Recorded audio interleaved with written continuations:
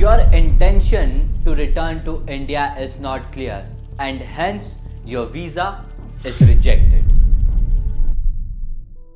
One of the most popular reason जिसकी वजह से लास्ट ईयर वीज़ा रिजेक्शन आए थे स्पेशली फ्रॉम दिल्ली वॉज कि आपका जो इंटेंशन है to return to India is not clear and इसकी वजह से वो आपको प्री रिफ्यूज़ल या इवन रिफ्यूज़ल भी आ सकता है जो लास्ट ईयर हुआ था.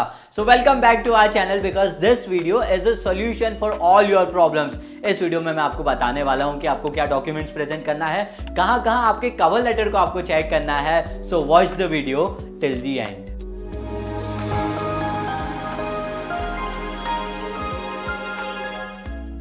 Okay, as we start this video, the very first thing you need to do is take out your cover letter.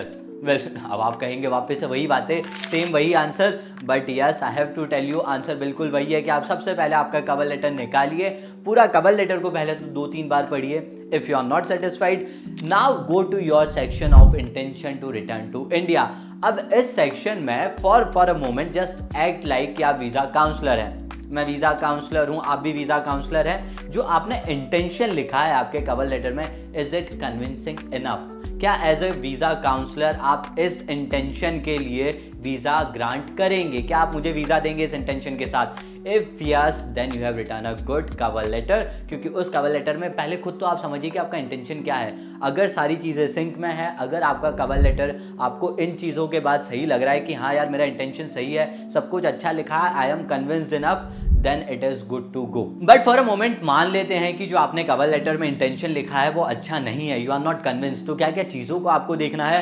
First thing, क्या बहुत स्पेसिफिक है आपका कवर लेटर, क्या बहुत स्पेसिफिक है आपका जो रीज़न है वो, ये सबसे पहले आपको देखना है. आपका intention to return to India बहुत जनरल नहीं होना चाहिए.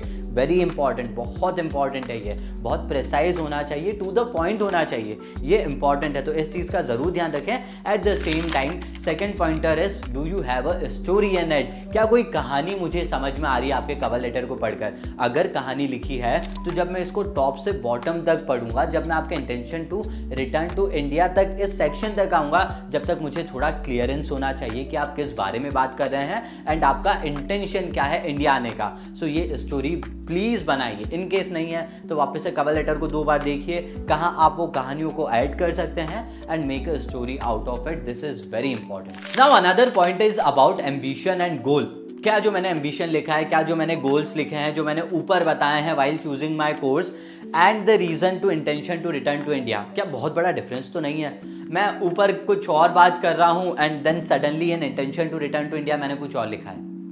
ये होता है because you lose the track of where you are going. So इस चीज़ का ध्यान रखिए कि जो आप बातें ऊपर से करते हुए आ रहे हैं, जिस एम्बिशन के बारे में, जिस गोल के बारे में, जिस कहानी को आपने ऊपर बिल्ड किया है, वही कहानी यहाँ पर फिनिश हो. Do not jump from this part two that.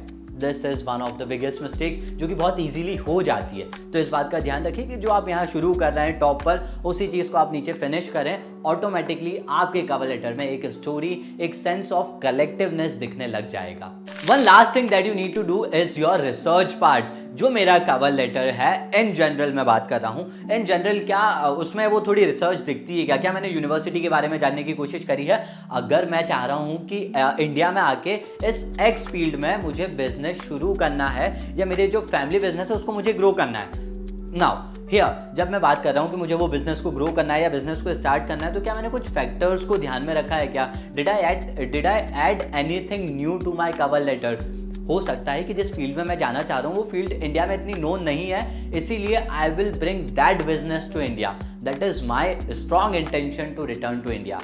सो ये जब आप रिसर्च करते हैं तो ये रिसर्च आपके कवर लेटर में दिखती है. एक शैलोनेस नहीं होनी चाहिए, डेप्थ होनी चाहिए आपके कवर लेटर में जब उसको पढ़ा जाए तब. सो ये जब चीज़ें आप देखेंगे तो you will have a better understanding and एक अच्छा intention to return to India आप खुद के लिए लिख पाएंगे. Now the next thing is कि लेट अस से कि आपका ये सब कुछ काम हो गया कि मनीष जो जो आपने बोला था मैंने सब कर लिया, मेरे कवर लेटर का इंटेंशन भी बहुत अच्छा है, but still I got rejection with the intention to return to India. Well there is another thing. यहाँ पे सिर्फ एक रीज़न नहीं हो सकता है आपके रिजेक्शन का. That is not just about intention, but may be there is something wrong with your documents. Documents में भी गलती हो सकती है, बट हो सकता है कि रीज़न ये आ जाए why give it another chance. आप क्यों वो स्कोप रख रहे हैं कि आपके डॉक्यूमेंट में गलती है। सो एक और छोटा सा सजेशन ये है कि अब आपके सारे डॉक्यूमेंट्स लेकर बैठ जाइए।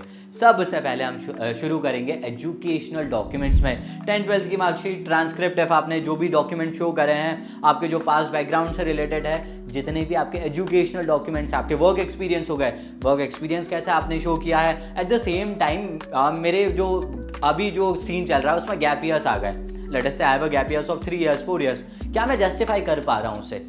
वेरी इंपॉर्टेंट, गैप ईयर्स अगर आपके इसमें है तो आपको प्रॉपर जस्टिफिकेशन देना है। एंड एट द एंड जब आपके एजुकेशनल डॉक्यूमेंट्स की आप बात कर रहे हैं, वो वाला सेक्शन और ओवरऑल आपका जो कवर लेटर है उसमें रिलेवेंसी कितनी है। हमने जितनी भी वीडियोस बनाई है प्री रिफ्यूजल से लेकर, सब में रिलेवेंसी वर्ड का यूज़ किया है। Again it remain same, relevancy को चेक करें, सारी रिलेवेंट बातें ही आपने करी हैं। और एजुकेशनल डॉक्यूमेंट्स को एक बार फिर से थॉरोली चेक करें, सारी डिटेल सही है, सब प्रॉपरली अरेंज्ड है एंड सब कुछ is given in correct order. Now the next thing you will look is your financial document. वो फाइनेंशियल डॉक्यूमेंट्स को भी बिल्कुल चेक करिएगा, स्पॉन्सर की डिटेल्स चेकआउट करिए, क्या बिल्कुल सब सही है, सब डॉक्यूमेंट्स के साथ अरेंज्ड है। कहीं जो मैंने नंबर लिखा है या जो मैंने नंबर्स लिखे हैं वो नंबर्स एक्चुअल डॉक्यूमेंट में भी मैच हो रहे हैं कि नहीं, ये ध्यान रखें।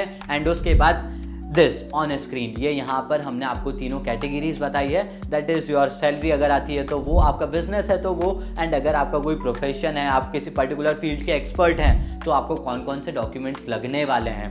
इन डॉक्यूमेंट्स की लिस्ट को चेकआउट करें, डिटेल में ये डॉक्यूमेंट्स के बारे में जानना है, this video is for you. क्योंकि इस वीडियो में मैंने आपको बताया है कि वर्किंग प्रूफ आप या वर्किंग एक्टिविटी कैसे शो करेंगे आपकी स्पॉन्सर की। सो ये वीडियो की सारी डिटेल्स आप सही करिए, देन आपका ये वाला सेक्शन कंप्लीट हो जाएगा कि ये डॉक्यूमेंट्स को आपको कैसे चेकआउट करना है। नाउ जब आप ये फाइनेंशियल डॉक्यूमेंट्स देख रहे हैं तो इस वीडियो के थ्रू या जो हमने स्क्रीनशॉट बताए हैं ये सब पूरा आप प्रॉपर चेक करें। जहां आपको कहीं गैप दिख रहा है, कहीं प्रॉब्लम दिख रही है, तो उस प्रॉब्लम को सबसे पहले सॉर्ट आउट करें। This will be your second set of documents जिसको आपको प्रॉपरली क्लीन एंड सिंप्लीफाइड रखना है। ये बहुत ज़्यादा इंपॉर्टेंट है बिकॉज स्पॉन्सर की डिटेल्स बिल्कुल भी इधर से उधर नहीं होनी चाहिए। एंड द थर्ड थिंग और the last category you have is about your travel documents. ये हमने दूसरी वीडियोस में बात नहीं करी है तो इसमें मैं आपको डिटेल में बताता हूँ। First is your flight details. Late us से फॉर एन एग्जांपल मेरा जो कॉलेज है वो स्टार्ट हो रहा है 1 सितंबर से। नाउ इन दिस सिचुएशन अगर मैं 25 लेट अस से अगस्त को जा रहा हूँ तो आई गॉट टू जस्टिफाई कि मैं 5 दिन पहले क्यों जा रहा हूँ, मुझे इसका भी रीज़न देना है। लेट अस से मेरा कॉलेज 1 तारीख से शुरू हो रहा है, मैं 10 सितंबर को जाऊंगा या 15 सितंबर की मेरी फ्लाइट की डिटेल्स है एंड मैं 15 दिन बाद जा रहा हूँ इटली के लिए। So I got to justify कि मैं ऐसा क्यों कर रहा हूँ, why there is that gap. ये भी मुझे जस्टिफाई करना है इन माई कवर लेटर या ये डॉक्यूमेंट्स के थ्रू शो होना चाहिए। हो सकता है आपके वीज़ा की प्रॉब्लम है या कुछ अरेंजमेंट्स है जिसकी वजह से आप ये डिले कर रहे हैं। नाउ इसी के साथ आप आपकी अकोमोडेशन डिटेल्स भी एक बार ज़रूर चेकआउट करें कि क्या जो डेट्स आपने लिखी है वो सही है या नहीं है। आपने जो डेट बुक करी है, आपके जो होटल का नाम है, दैट इज ऑल करेक्ट। ये बहुत सिली मिस्टेक्स है बट ये भी एक बार चेकआउट करें। जिस दिन आप पहुंच रहे हैं उसी दिन से आपका अकोमोडेशन है भी या नहीं, वेरी इंपॉर्टेंट। आप पहुंच किसी और डेट को रहे हैं, आपका अकोमोडेशन किसी और डेट के लिए बुक है, this can also become a problem. यहाँ भी ध्यान रखें कि ये दोनों डिटेल्स मैच हो, रिलेवेंट हो, दिस इज इंपॉर्टेंट, ये चीज़ का भी ध्यान रखें। Now when you have checked your accommodation details too, तो थर्ड थिंग जो आपको करना है is check your insurance too. जो आपका ये इंश्योरेंस है, मेडिकल इंश्योरेंस है, ट्रैवल इंश्योरेंस है, इसमें एक चीज़ का ध्यान रखिएगा कि क्या डिप्रेशन क्लॉज आपके इसमें अवेलेबल है या नहीं। दिस इज इंपॉर्टेंट, ये आपको करवाना है। At the same time late us say कि मेरी फ्लाइट आज की डेट की है, लेट अस से कि I have my flight on 1 सितंबर। क्या 1 सितंबर से मेरा इंश्योरेंस भी शुरू हो रहा है? इंपॉर्टेंट, सिंक होना चाहिए इसके बीच में। एट द सेम टाइम क्या मेरा अकोमोडेशन भी सेम डेट से स्टार्ट हो रहा है कि नहीं। सो ये 3-4 जो आपके डेट वाले डॉक्यूमेंट्स होते हैं जो आपके हाथ में हैं, इन सब में सिंक होना चाहिए। This is important. ये डॉक्यूमेंट अलग अलग डेट्स के ना हो तो बेहतर है। जिस दिन मैं जा रहा हूँ उसी दिन से मेरा अकोमोडेशन भी होना चाहिए एंड जिस दिन मैं निकल रहा हूँ, मेरा डिपार्चर है, उसी दिन से मेरा वो इंश्योरेंस जो है वो पॉलिसी भी मेरी स्टार्ट हो जानी चाहिए। इन सब चीज़ों का ज़रूर ध्यान रखें while checking your cover letter and your documents. So yes, this was all in this small video. इस वाले रिजेक्शन के रीजन में इतना ही था। और वीडियोस आप ढूंढ रहे हैं कि अगले रिजेक्शन के रीजन पर भी वीडियो बनाएं, let us know in the comment section. हम 1-2 वीडियो बना चुके हैं ऑलरेडी, तो वो भी आप बिल्कुल चेक कर सकते हैं। जहां आपको अगर वर्किंग प्रूफ आपका क्लियर नहीं है स्पॉन्सर का तो ये वीडियो देखिएगा। इंटेंशन आपके सामने है, और भी आप रीजंस के साथ आ सकते हैं। कमेंट सेक्शन में बताइए अगला किस रीजन पर वीडियो बनाया जाए and we will bring the solution for you. Till then stay tuned and yes, thanks for watching.